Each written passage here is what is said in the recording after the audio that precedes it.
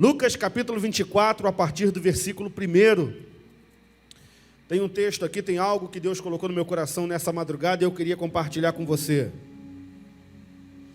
Pega a sua Bíblia, amém? Como se estivesse na igreja. Bíblia na mão. Na hora da oração, ore, joelho no chão. Na hora de adorar, adore. A única coisa diferente é o ambiente. A minha versão diz assim: no primeiro dia da semana, de manhã bem cedo, as mulheres tomaram as especiarias aromáticas que haviam preparado e foram ao sepulcro. Encontraram removida a pedra do sepulcro, mas quando entraram, não encontraram o corpo do Senhor Jesus. Ficaram perplexas, sem saber o que fazer. De repente, 2 homens com roupas que brilhavam como a luz do sol, colocaram-se ao lado delas. Amedrontadas, as mulheres baixaram o rosto para o chão, e os homens lhe disseram: olha isso, porque vocês estão procurando entre os mortos aquele que vive. Ele não está aqui, ressuscitou. Lembrem-se do que ele lhes disse quando ainda estava com vocês na Galileia. É necessário que o Filho do Homem seja entregue nas mãos de homens pecadores, seja crucificado e ressuscite no 3º dia. E então lembraram-se das suas palavras. Vamos orar nessa noite em nome de Jesus? Senhor, ainda que não da maneira que nós queríamos, nós nos reunimos como igreja nessa noite, para adorar o Teu nome, para bendizer o Teu nome, para Te entregar a nossa adoração, para Te entregar a nossa devoção, e também, Senhor, principalmente, acima de tudo, para ouvir a Tua voz e a Tua palavra. Fala conosco nessa noite, Senhor. Eu não tenho ideia, eu não tenho noção de onde esse culto está chegando nesse momento, em qual lar, em qual casa, sobre a vida de qual pessoa essa palavra chega nesse momento. Mas a certeza que eu tenho é que a Tua palavra ela é viva e eficaz. A Tua palavra ela é poderosa e pode fazer na vida dessa pessoa que nos ouve e nos assiste nesse momento aquilo que talvez homem nenhum possa, somente o Teu Espírito pode. Fala conosco nessa noite, Senhor. Nós não queremos, nós precisamos ouvir a Tua voz. Vá de encontro à necessidade da Tua igreja, dos Teus filhos, do Teu povo, que nesse momento, ainda que nas suas casas, por fins digitais, participam desse culto. Mas fala conosco nessa noite, por favor. É isso que nós precisamos. E assim nós oramos, em nome de Jesus. Amém. Irmãos, Jesus, ele sempre foi alguém que tinha por princípio, e também pela vida que vivia, pela história que viveu, quebrar paradigmas e também sistemas. Quando nós olhamos para a história de Jesus, para a vida de Jesus, para a trajetória de Jesus enquanto também homem, nós podemos testificar isso que acabei de dizer, que Jesus foi alguém que quebrou muitos paradigmas e muitos sistemas. Por exemplo, a Bíblia diz, os evangelhos dizem que Jesus curava no sábado, e curar no sábado, fazer qualquer coisa no sábado, era totalmente contra o que a lei e também o que os fariseus pregavam. Então aqui, Jesus está quebrando um paradigma, aquilo que o sistema, aquilo que a religião dizia que não podia acontecer, Jesus ia lá e mudava o curso da história. Jesus foi aquele que ressuscitou o seu amigo Lázaro após 4 dias da morte de Lázaro. E por que Jesus quebra um paradigma aqui? Porque a história, a cultura judaica vai nos dizer que quando um judeu morria, culturalmente eles acreditavam que o corpo, ou melhor, que o espírito que a alma desse judeu, que a alma dessa pessoa que havia morrido, levava 3 dias para sair da terra. E existia uma crença dentro dessa cultura que, ao morrer, após 3 dias após a morte, o ser humano ele podia voltar à vida, porque a sua alma, o seu espírito ainda não havia saído da terra, estava perambulando pela terra. Então, quando Jesus chega para ressuscitar Lázaro no 4º dia, é mais um paradigma que Jesus está quebrando. Jesus quebra paradigma, Jesus quebra o sistema, quando a lei diz que pessoas com determinadas enfermidades não podiam ser tocadas e nem tocar em ninguém, porque essas pessoas eram consideradas impuras.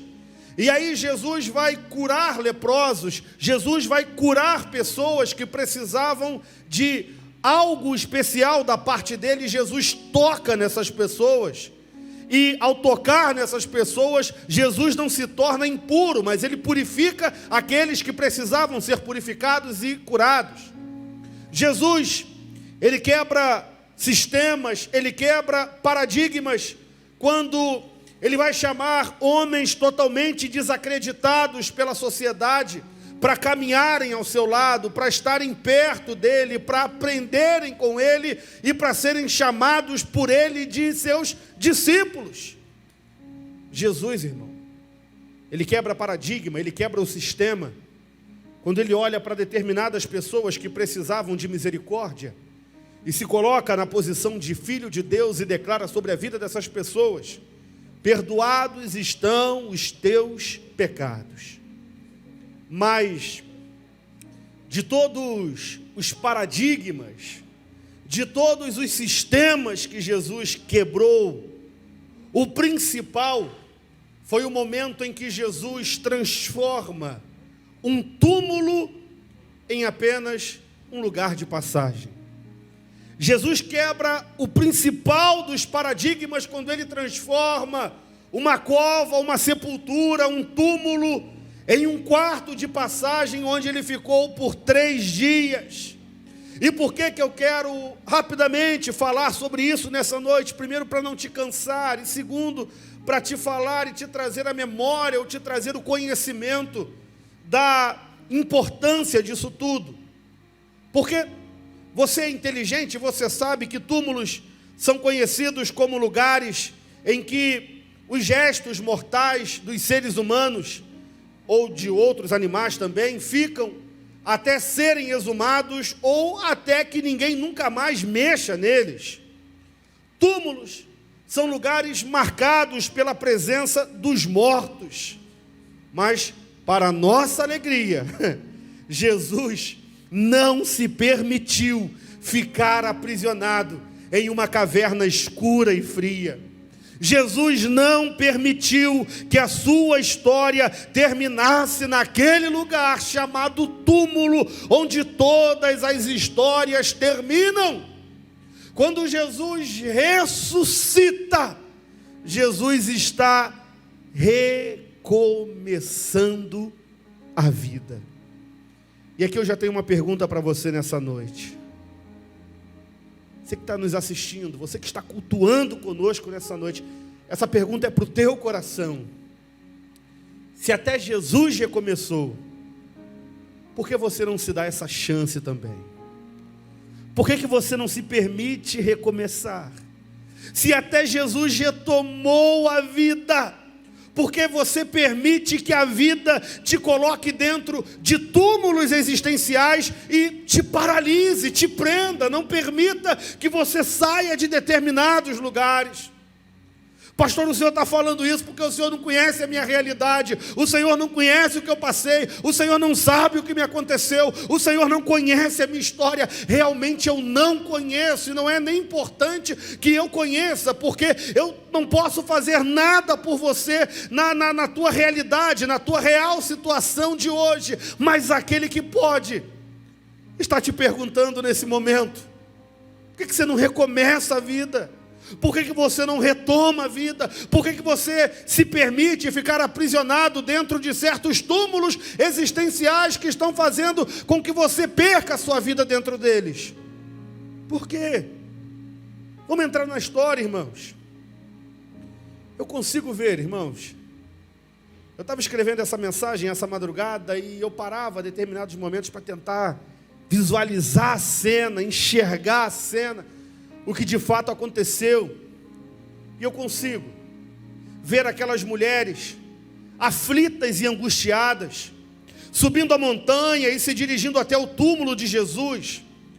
Talvez aquelas mulheres estivessem chorando por ter que ver o corpo do seu mestre, do Cristo, do Jesus, em cima de uma pedra, todo ferido, todo marcado, todo cortado. Talvez estivessem chorando por verem sem vida aquele que deu vida, que deu uma nova chance, que deu uma nova oportunidade a tantas pessoas. E aqui eu já tenho mais uma lição também para o seu coração. Essas mulheres estão indo em direção ao túmulo de Jesus para preparar o corpo de Jesus, segundo a tradição, para perfumar o corpo de Jesus, segundo o que a tradição estipulava e determinava. Então, ainda que angustiadas e aflitas, elas estão indo em direção ao lugar em que Jesus está. Qual é a lição para a sua vida nessa noite? Ainda que aflito, ainda que angustiado, continue indo em direção ao lugar onde Jesus está. Porque, irmãos, olha que coisa linda. Enquanto aquelas mulheres estavam indo em direção ao túmulo de Jesus, angustiadas, aflitas, entristecidas, mesmo aflitas, mediante a realidade que estava diante delas naquele momento, porque a realidade que estava diante delas naquele momento era uma realidade de morte, mas Jesus já havia ressuscitado. O que o senhor quer dizer com isso aqui, pastor? É simples, irmão, mas é simples, mas é profundo, é simples, mas é transformador. Elas estavam andando em direção ao túmulo de Jesus, na expectativa de encontrarem um corpo morto, um corpo desfigurado por tanto que sofreu. Mas enquanto elas andavam, elas não sabiam que Deus já estava preparando uma surpresa para elas. Deixa eu dizer uma coisa para você, continua andando, continua seguindo. Eu sei que as condições são desfavoráveis, eu sei que no momento em que nós vivemos, que nós não sabemos o que vai acontecer amanhã, a gente de fato se preocupa, mas continue indo, porque eu quero profetizar sobre a vida dessa igreja nessa noite, que Deus está preparando uma surpresa para a IBNT, Deus está preparando uma surpresa para a sua casa, Deus está preparando uma surpresa para a sua família. Elas estavam indo fazer o que tinham que fazer, preparar o corpo de Jesus na sepultura.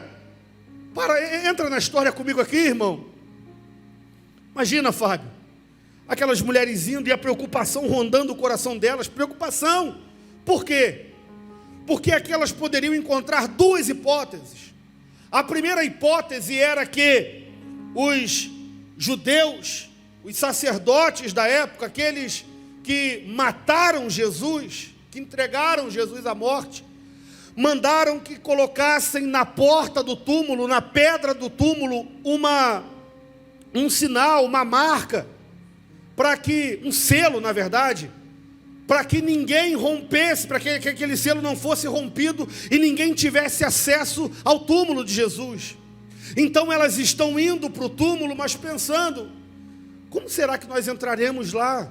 Existe uma ordem, existe uma determinação, existe um decreto de que ninguém entre nesse túmulo, de que ninguém rompa aquele selo da pedra que está na porta do túmulo. Como que a gente vai fazer?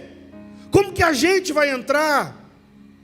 E uma outra hipótese também era de que a pedra era muito pesada, quem removeria aquela pedra para que aquelas mulheres pudessem entrar? Mas deixa eu dizer uma coisa para você, elas estavam preocupadas, mas o que estava causando preocupação nelas, Deus já havia resolvido, e elas nem sabiam. Enquanto elas estão indo em direção ao túmulo de Jesus, a pedra já havia sido removida. E aqui eu aprendo, irmãos, que quando nós fazemos aquilo que nós temos que fazer, que quando nós trabalhamos, Deus trabalha também, que quando nós fazemos a nossa parte, Deus também faz a dele. Aquelas mulheres estavam indo fazer aquilo que era possível para elas. O que era possível para elas ali? Preparar o corpo de Jesus, perfumar o corpo de Jesus. Mas havia uma impossibilidade para que elas fizessem aquilo que elas queriam e precisavam fazer, que era a pedra. E aí, irmãos, eu aprendo aqui, em nome de Jesus, que enquanto elas faziam aquilo que era possível que elas fizessem, Deus já estava fazendo o que era impossível que elas fizessem. Quer um conselho sobre a sua vida nessa noite? Vai, continua, não para. Eu sei que os tempos são difíceis, eu sei que a realidade diante de nós é difícil, eu sei que muitas coisas que têm nos acontecido, dificultam o nosso caminhar, mas eu quero dizer para você que toda pedra de impossibilidade que está no teu caminho, Deus vai retirar em nome de Jesus. Você recebe essa palavra nessa noite? Você recebe essa palavra nessa noite? Então coloque a sua mão no seu coração e na sua casa e diga: aquilo que é impossível para mim, o Deus do impossível vai tornar possível. Toda pedra que está no meu caminho será arrancada por Ele, em nome de Jesus. E eu vou chegar onde eu preciso chegar, e eu vou viver o que eu tenho para viver. Aleluia. Aleluia. Agora, irmãos, eu conheço muitos bons jornalistas, muitos. Mas os anjos que apareceram diante daquelas mulheres eram bons demais, eram tops demais. Por quê, pastor? Porque a maior notícia do mundo saiu da boca daqueles homens. O que aqueles homens disseram para aquelas mulheres na porta daquele túmulo, diante daquele túmulo, mudou a realidade do mundo. O que aqueles homens disseram para aquelas mulheres mudou a história, mudou o rumo da história, mudou conceitos, mudou concepções e mudou a nossa vida. Qual é essa notícia, pastor? É simples. Quando eles dizem: Ele não está aqui, Ele ressuscitou. Eles estão dando para ela a maior notícia que o mundo poderia receber. Ele ressuscitou. Ele não está aqui. Por que vocês estão procurando entre os mortos aquele que está vivo? Ele não está mais morto, Ele ressuscitou. O que eu quero dizer para você nessa noite é que, às vezes, Fábio, falta para a gente conhecer o poder do Deus que a gente serve. Irmãos, sem fazer juízo de valor e sem querer atacar ninguém, longe de mim isso. Mas eu vejo tantas pessoas, irmãos, dobrando os seus joelhos para imagens de escultura. Eu vejo tantas pessoas fazendo rezas, preces e orações para pessoas que já perderam a vida e que não puderam cuidar nem da sua própria vida, porque hoje já não estão mais entre nós. E nessa noite a gente está aqui cultuando. Há um Jesus que é vivo, há um Jesus que ressuscitou, há um Jesus que a morte não pôde vencê-lo, há um Jesus que a morte não pôde paralisá-lo, há um Jesus que tem a última palavra sobre a morte. Por que essa notícia é importante, é maravilhosa? Porque o túmulo vazio significa que o nosso Jesus não mente, irmão. Aquele túmulo vazio significa que Ele fez aquilo que Ele diria que faria, ou seja, que ao terceiro dia ressuscitaria. Olha que coisa maravilhosa. Você serve a um Deus que não mente. Você serve a um Deus que é fiel na sua palavra, que é fiel para cumprir aquilo que Ele diz. Dá para colocar para a gente aqui? O pessoal de casa consegue enxergar o telão? O texto? Você está com Bíblia aí também? Abra sua Bíblia em casa.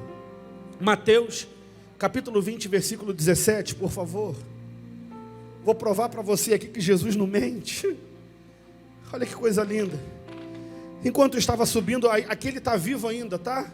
Enquanto estava subindo para Jerusalém, Jesus chamou em particular os seus 12 discípulos e lhes disse: estamos subindo para Jerusalém, e o Filho do Homem será entregue aos chefes dos sacerdotes e aos mestres da lei.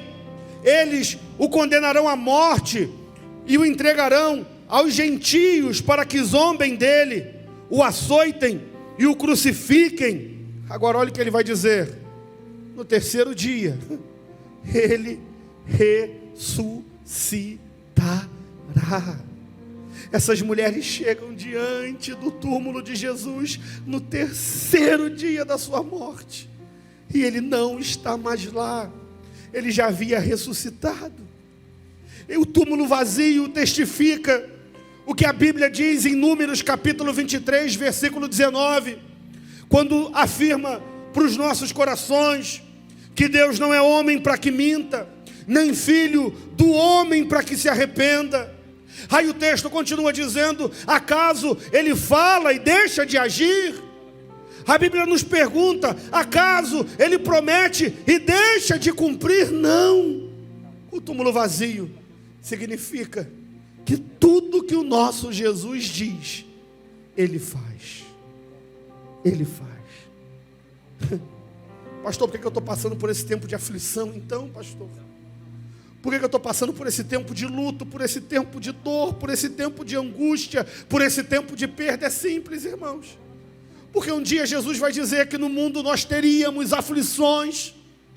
Jesus vai dizer que no mundo nós passaríamos por adversidades, passaríamos por tempos de desgosto, de aflição e de dor. Mas ele termina dizendo: tem de bom ânimo, não percam o ânimo, porque eu venci o mundo. Guarda no teu coração, ele não mente. Ele não mente. Túmulo vazio significava que a morte não havia triunfado sobre a vida. Túmulo vazio significava que as trevas não tinham triunfado sobre a luz. Túmulo vazio significava que o mal não havia vencido o bem. Significava e significa que a descrença não tinha desacreditado a esperança. E ali, com aquelas palavras e com o que tinha acontecido, ficou provado de uma vez por todas que a morte não tinha mais a última palavra. Porque, irmãos, qual era o decreto? Tem decreto aqui em São Gonçalo também nesses dias? Está todo o Brasil inteiro, irmãos, está vivendo decreto, né? Lá em Teresópolis está com decreto, uma coisa louca, que você só pode sair no dia par se teu CPF for par, no dia ímpar se teu CPF for ímpar. O Brasil inteiro está sob decreto dos governantes. Mas a igreja do Senhor está sob o decreto do céu, está sob o decreto do Pai, está sob o decreto de Deus. E antes do túmulo estar vazio, o decreto era que todos que pecassem morreriam, e que sem a morte, sem a ressurreição de Jesus, era de fato o que aconteceria comigo e com você. O túmulo vazio, a ressurreição de Jesus ali, era a nossa esperança de podermos buscar e caminhar para uma novidade, para uma nova oportunidade de vida. A partir daquele momento, irmãos, nós pudemos cantar de verdade a canção que nós cantamos como igreja há tantos anos: porque Ele vive, eu posso crer no amanhã. Você pode colocar a sua mão no seu coração aí na sua casa nesse momento? Você pode declarar isso aqui, que isso aqui é profundo demais. Porque Ele vive, eu posso crer no amanhã. Porque Ele vive, eu posso continuar vivendo. Porque Ele vive, eu tenho a oportunidade de mudar a minha história, de viver uma nova história, de viver as minhas promessas e propósitos. Porque Ele vive, irmãos. existe uma esperança no nosso coração de que amanhã pode ser bem melhor do que hoje. Porque Ele vive, existe a esperança no nosso coração de que a vida não termina quando esta vida nessa terra termina. Paulo está escrevendo aos Coríntios, 1 Coríntios capítulo 15, versículo 55. Ele vai, no finalzinho do 54, ele vai dizer: a morte, está na Bíblia, 1 Coríntios 15, 54. A morte foi destruída pela vitória. Aí olha o versículo 55. Onde está, ó morte, a sua vitória? Onde está, ó morte, o seu aguilhão? Eu anotei aqui, irmãos, que as pirâmides do Egito são famosas porque abrigaram e abrigam os corpos mumificados dos antigos faraós do Egito. A Catedral de Westminster, em Londres, ainda é reverenciada porque lá estão os corpos dos nobres e também dos famosos britânicos. O mausoléu de Maomé é notável até o dia de hoje pelo caixão que está lá de pedra e também pela possibilidade dos seus ossos estarem lá. O cemitério de Arlington, em Washington, nos Estados Unidos, é venerado como lugar de descanso dos americanos famosos, dos presidentes americanos. É possível que os restos mortais de todos esses homens estejam lá. Mas eu não sei se você já teve a oportunidade de ir em Israel, no lugar conhecido como o túmulo de Jesus. Tem uma placa escrita o seguinte: ele esteve aqui, não está mais, ao terceiro dia ressuscitou, e hoje está sentado ao lado direito de Deus. Você está entendendo que Jesus que você serve nessa noite, Ele é vivo, Ele está vivo. Aí a Bíblia vai dizer, eu já caminho aqui, a Bíblia vai dizer que as mulheres elas saem depressa do sepulcro depois de receberem essa informação, talvez um pouco assustadas, mas também cheias de alegria, e elas vão correndo ao encontro dos discípulos para anunciar a eles o que haviam visto, e de repente elas encontram-se com Jesus, e a Bíblia diz que Ele se aproxima delas e diz: salve! E aí elas reconhecem Jesus. O texto que lemos diz que elas abraçaram-lhe os pés e o adoraram. E sabe qual é a palavra de Jesus para essas mulheres? Não tenham medo. Hoje nós comemoramos a Páscoa, sem chocolate, sem coelhinho, sem bombom, sem ovo de Páscoa. A Páscoa para os judeus, embora não seja comemorada na mesma data, mas é um tempo de muita festa, porque eles lembram da saída deles do Egito, do fim da escravidão. E para nós também é motivo de muita festa, de muita alegria, não por causa dos chocolates, do coelho, mas porque ao ressuscitar na Páscoa, Jesus está trazendo sobre a nossa vida liberdade. E olha que coisa linda, ele vai dizer ao sair do túmulo: não tenham medo. Irmãos, como eu queria estar nesse lugar nesse momento, como eu queria ter sido testemunha ocular desse encontro de Jesus com aquelas mulheres, porque eu tenho convicção de que essa foi a coisa mais linda e impressionante que essas mulheres vivenciaram. Entra na cena comigo, entra no texto. Aquele que está morto desde a sexta-feira da crucificação, agora está vivo diante daquelas mulheres e dizendo para elas: não temam, não tenha medo. E sabe o que alegra o meu coração? É que essa mesma frase que Jesus disse para aquelas mulheres, logo após elas terem saído do túmulo. Ele diz para mim e para você nesse momento também: não temas, não tenha medo. Esse não temas de Jesus significa: vocês não precisam ter mais receio de nada. Não tenham medo porque a morte foi vencida. Não tenham medo porque eu conquistei o direito à salvação para vocês.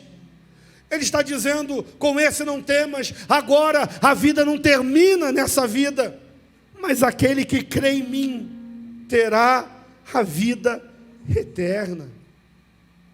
Uma das principais mensagens do túmulo de Jesus vazio é: não temas.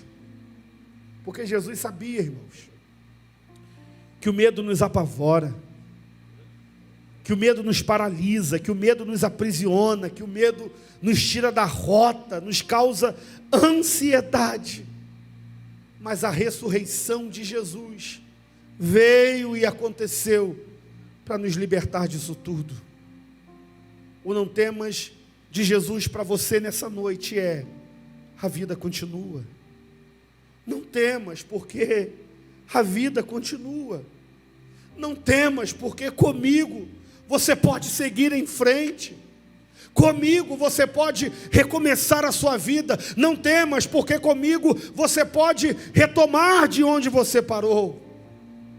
Então, eu aprendo aqui uma lição de que a ressurreição de Jesus nos ensina de que a morte não tem a última palavra. A ressurreição de Jesus nos garante que um dia Ele voltará para buscar a sua amada igreja. Eu sou apaixonado por cultura judaica. Quem me conhece, quem ouve as mensagens que Deus me dá com frequência sabe disso. Gosto muito da cultura judaica, até mesmo porque me ajuda a entender certos acontecimentos e certos contextos por trás de muitos textos dos evangelhos e no decorrer bíblico. Coloca para mim, por favor, João capítulo 20, versículo 6. Guarda isso aqui no seu coração. A ressurreição de Jesus nos garante que um dia Ele voltará para buscar a sua amada igreja. João capítulo 20, versículo 6, é isso. Olha o que diz a palavra de Deus. A seguir, Simão Pedro, que vinha atrás deles, chegou, entrou no sepulcro e viu as faixas de linho, bem como, guarda isso aqui, bem como o lenço que estivera sobre a cabeça de Jesus.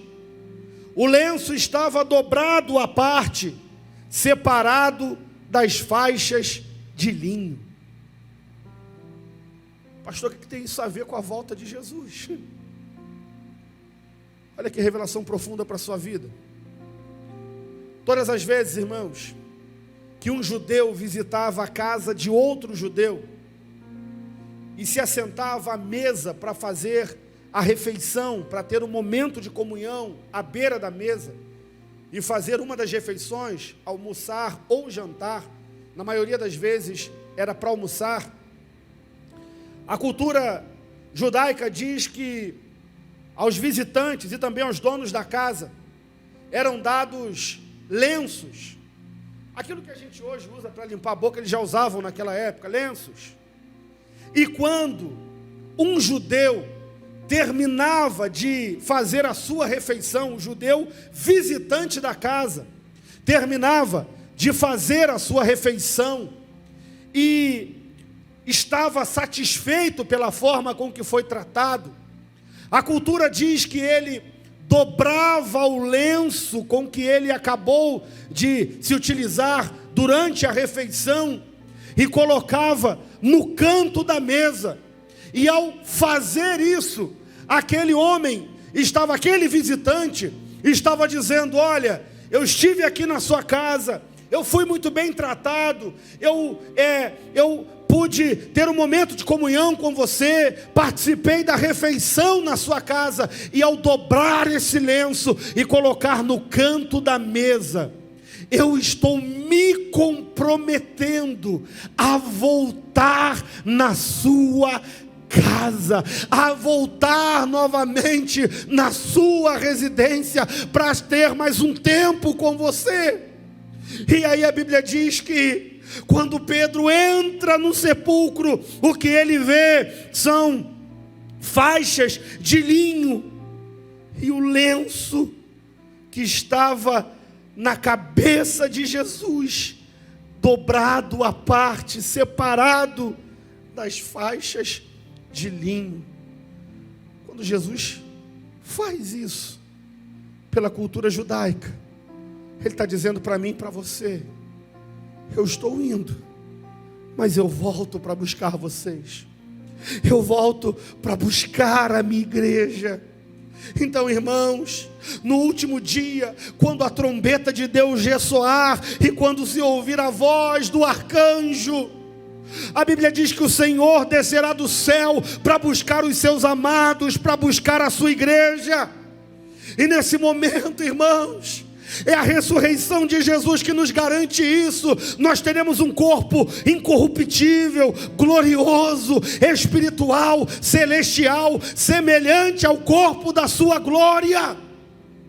E o que alegra o meu coração nessa noite, o que me dá ânimo de pregar essa mensagem, é exatamente saber que essa esperança não é algo vago, mas é uma convicção de que um dia o nosso corpo surrado pelas doenças, debilitado pelo peso dos anos, abatido pelas fraquezas e deficiências, será revestido por uma beleza indescritível, por uma perfeição indizível e por uma glória inefável. Sabe por que viveremos tudo isso, irmãos? Porque há cerca de 2000 anos Jesus venceu a morte e ressuscitou. Ele vive. Alguém pode levantar a mão nesse momento e dizer: Ele vive. Alguém pode glorificá-lo nessa noite, porque Ele vive, porque Ele não está morto, porque a sua glória, a sua graça, o seu favor um dia nos encontrou, e ao morrer naquela cruz e ressuscitar dentro daquele túmulo, Ele nos garante que um dia virá nos buscar. Mas enquanto isso não acontece, pastor, estou terminando já. O que eu faço? Estou mesmo, tá, irmão? A gente fica aqui, estou terminando. Hoje eu estou mesmo. Estou aprendendo a me enquadrar nesse novo modelo de pregação de 30, 40 minutos. Mas enquanto Ele não nos busca, pastor, o que a sua ressurreição me diz? Enquanto Ele não vem, irmãos, a ressurreição de Jesus nos garante que nós nunca estaremos abandonados. Eu sinto a presença dele aqui nessa noite, irmãos, diante de Deus. Eu sinto a presença dele nesse lugar. Como que eu queria que essa igreja estivesse abarrotada de pessoas. Como eu queria terminar esse culto e abraçar um monte de irmãos que nós costumeiramente abraçamos, encontrar um monte de irmãos que nós costumeiramente encontramos. Mas eu quero dizer para você que a presença mais necessária está aqui nessa noite. Eu sinto essa presença, que é a presença de Jesus. Você pode sentir aí na sua casa também. Você pode ser ministrado aí na sua casa por essa presença também, porque ao ressuscitar, Jesus nos garante que nós nunca estaremos abandonados. Não sou eu que estou afirmando isso, é a Bíblia. Deixa eu dar mais um trabalhinho para vocês. Mateus capítulo 28, versículo 20, no final do versículo, na parte B do versículo. Mateus 28, 20. Vamos do início. Ensinando-os a obedecer a tudo o que eu lhes ordenei. E olha agora. E eu estarei sempre com vocês até o fim dos tempos. A minha versão diz: e eis que eu estou convosco todos os dias, até a consumação dos séculos. O que Jesus está me dizendo aqui? é que no dia de alegria, Ele vai estar comigo, mas no dia de dor Ele também vai estar comigo. Que no dia que a minha vida estiver sendo uma festa, Ele vai estar presente, mas no dia do luto, Ele vai estar presente também. A Bíblia, irmãos, não nos garante um mar de rosas, mas nos garante a presença de Jesus eternamente ao nosso lado. Eternamente, pastor, eternamente. Porque quando a gente fechar o olho aqui e abrir lá em cima, é com Ele que nós estaremos. Enquanto nós estamos nesse mundo, Ele está conosco. Agora, quando isso aqui tudo terminar, nós que estaremos com Ele. Agora, olha que curioso. É que o mesmo Evangelho de Mateus, que termina dizendo: eis que estou convosco todos os dias até a consumação dos séculos. Começa dizendo praticamente a mesma coisa. Mateus capítulo 1, versículo 23 diz: eis que a virgem conceberá e dará à luz um filho, e ele será chamado pelo nome de Emanuel, que quer dizer Deus conosco. Deus conosco. Há quem se arrisca em fazer uma exegese desse Emanuel, Deus conosco, e afirmar que esse Deus conosco aqui é a mesma coisa de que Deus dentro de mim, Deus dentro do barro. Então deixa eu dizer uma coisa para você. Eu não sei o que você está passando hoje, eu não sei qual tem sido o motivo da tua insegurança, eu não sei quantas portas estão fechadas dentro de você. Talvez esses últimos dias a tua vida esteja sendo de choro, de pranto, de aflição, de angústia, de luto por tudo que está acontecendo. Mas existe um Deus que não te abandona. E o lindo disso aqui, Fábio, é que quando nós olhamos para essa promessa e acreditamos que Deus não mente, que Jesus não mente, nós entendemos que essa promessa está no presente. O que isso tem a ver com a minha vida? Simples.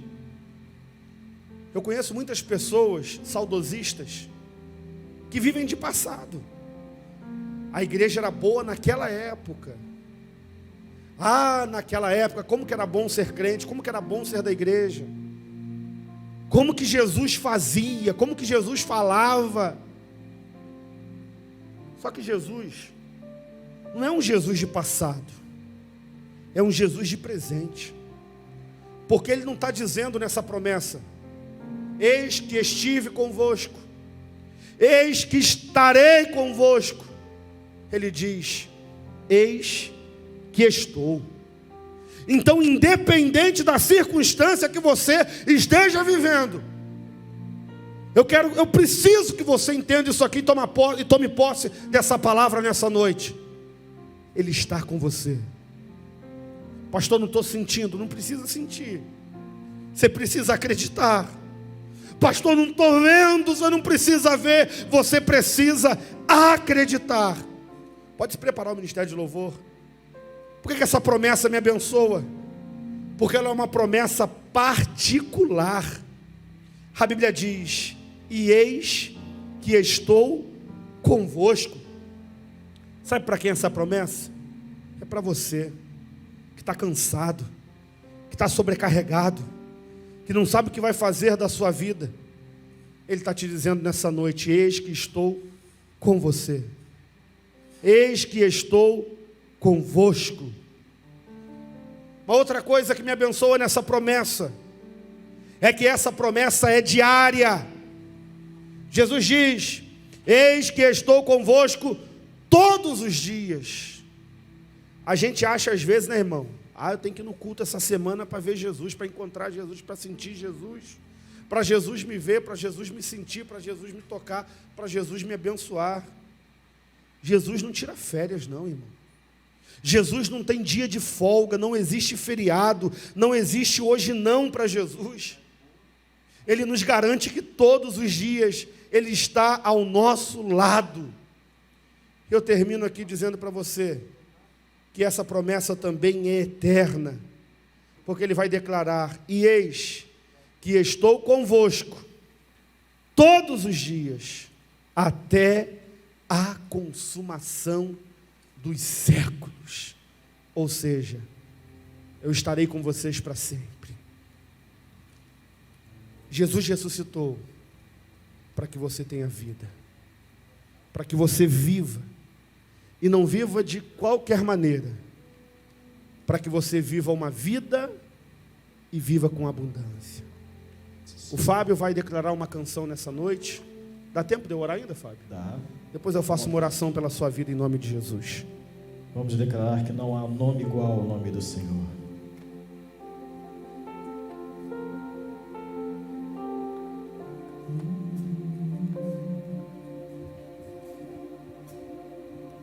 Não há um outro nome igual,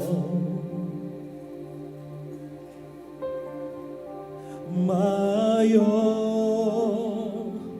que a terra, céu e mar. Só glória todos hão de ver, e a Ele se render. Igual outro não há.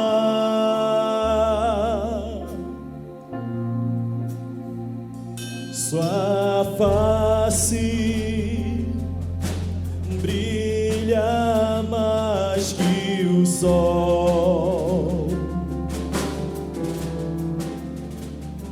sua graça eterna em amor.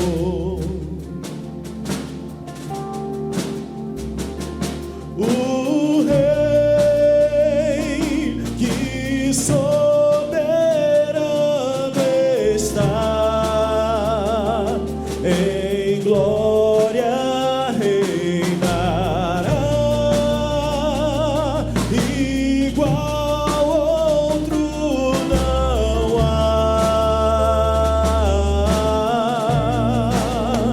Erga os olhos, o Rei chegou, a luz do mundo nos alcançou. Não há um nome igual, não há um nome igual. Cristo é o Senhor,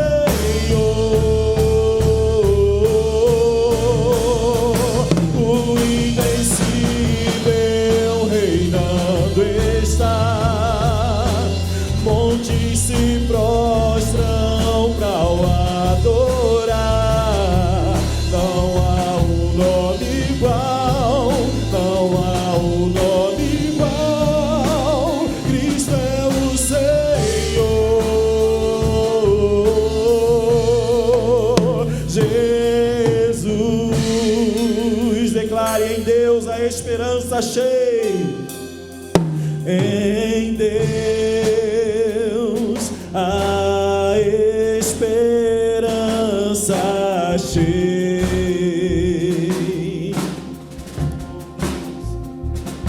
Na cruz venceu o nosso Rei. Declare isso agora, povo de Deus. Poder que a morte não venceu, na cruz vida nos deu. Igual outro não há. Erga os olhos, o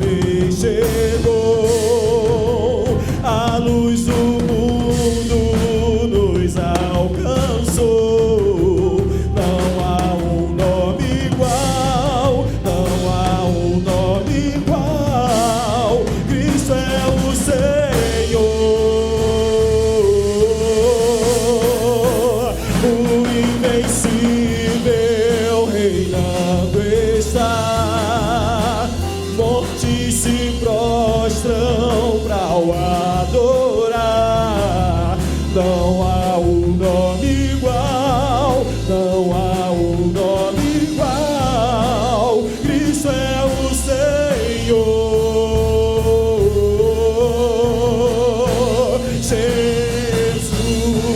Então vamos declarar: com teu poder cadeias se rompem. Oh, aleluia, Ele é o Todo-Poderoso. Oh, cantemos. Com teu poder cadeias se rompem. Terra e céus adoram seu nome igual. Não há um nome igual. Cristo é o Senhor, o invencível, reinando está. Montes se prostram para o adorar. Não há um nome igual, não há um nome igual, não há um nome igual, não há um Jesus. Aleluia. Aleluia. Aleluia. Feche seus olhos nessa noite, onde você estiver. Senhor, a nossa oração nesse momento não é uma oração para te pedir nada, mas é uma oração de agradecimento. Nesse dia de Páscoa, nesse dia em que nós relembramos a tua ressurreição, Jesus, a única coisa que nós queremos é te agradecer. Te agradecer porque um dia o Senhor abriu mão da sua glória e pisou nessa terra como homem. Te agradecer porque pelas nossas próprias forças e métodos não conseguiríamos vencer o pecado e nem a morte, e o Senhor se fez amaldiçoado por nós. Te agradecer, ó Deus, porque nós não aguentaríamos apanhar como o Senhor apanhou, não aguentaríamos os flagelos que o Senhor suportou, não aguentaríamos, ó Deus, as dores que o Senhor sentiu, Jesus, não aguentaríamos o peso do nosso pecado nas nossas costas. E para nos mostrar o teu amor, porque a certeza que nós temos no coração é que enquanto o Senhor sangrava naquela cruz do Calvário, a mensagem para a minha vida era: filho, eu te amo, eu entrego a minha vida por você. Muito obrigado, Senhor, por ter feito o impossível por nós. Muito obrigado porque o Senhor venceu a morte, e ao terceiro dia aquele túmulo não pôde te prender. Muito obrigado porque hoje, Senhor, a última palavra não é mais da morte sobre a nossa vida. Muito obrigado porque não existe mais decreto de morte sobre a nossa vida. Muito obrigado porque um dia o Senhor nos encontrou. Muito obrigado porque um dia o Senhor nos tirou do lamaçal do pecado, nos tirou do império das trevas e nos trouxe para o reino do teu amor. Muito obrigado porque um dia o Senhor venceu. Muito obrigado, Senhor, porque a pedra daquele túmulo não pôde te deter. Muito obrigado porque nós sabemos que o Senhor está aí no céu, preparando a nossa morada. Muito obrigado, Senhor, porque o Senhor nos deu como um presente a salvação. Muito obrigado, Senhor, porque enquanto ainda estamos nesse mundo, a tua palavra diz que o Senhor não nos abandona e está conosco todos os dias. Muito obrigado porque nos dias bons o Senhor está perto, e nos dias ruins o Senhor está mais perto ainda. Muito obrigado pelo teu amor, muito obrigado pela tua fidelidade, muito obrigado pela tua igreja. Muito obrigado, Jesus, muito obrigado. Assim nós oramos, em nome de Jesus, amém.